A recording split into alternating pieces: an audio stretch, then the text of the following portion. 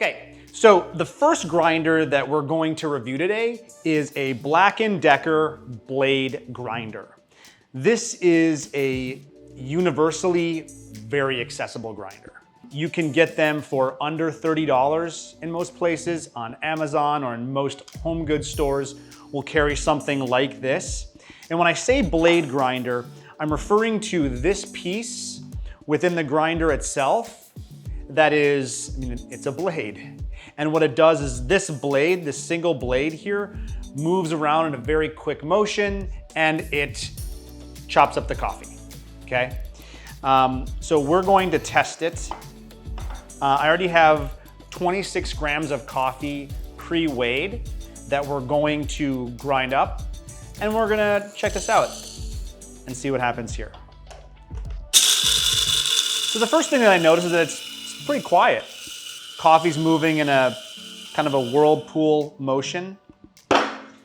I hit it down to kind of bring the coffee all down to the bottom, and that's it. Couple things I want to point out. I'll move the coffee from the grinder into the filter itself. So it's a little clunky trying to move the coffee from the grinder to the filter because you're having to knock out the coffee from the grinder itself and not from like a receptacle. And the other thing that I want to point out is that you have a lot of coffee that's on the bottom that's kind of stuck here. And I did what I thought would be a medium grind, which is what we want to use for this type of dripper. And I don't really have a medium grind. I have a mixture of particle size, meaning that there are some pieces that are more coarse, some that are more fine. And so what's going to happen is this is going to make it very difficult to get an even extraction on this particular coffee for this brew method.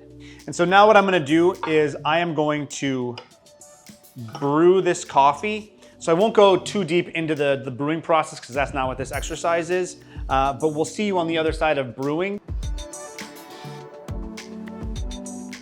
So coffee's finished brewing, and first thing that I notice in having brewed this coffee is that we have, again, a bit of an inconsistency in the size of the particles. So we have some really fine,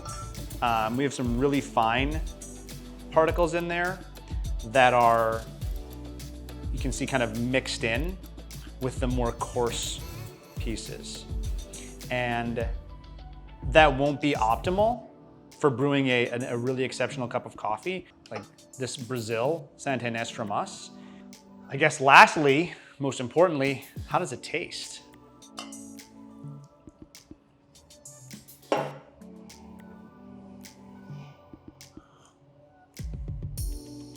On the whole, I mean, because the coffee itself is really solid, it still comes through really nicely. I would say that it's a bit under extracted because of the unevenness in the particle size, and that's just it's bound to happen. But I mean, the coffee itself still tastes great. I think that this is a very decent jumping off point for a grinder, especially if this is maybe your first grinder that you're purchasing for home. Also, another pro for the Black & Decker is that it can be used as a spice mill. So I mean, having a dual function is obviously positive as well.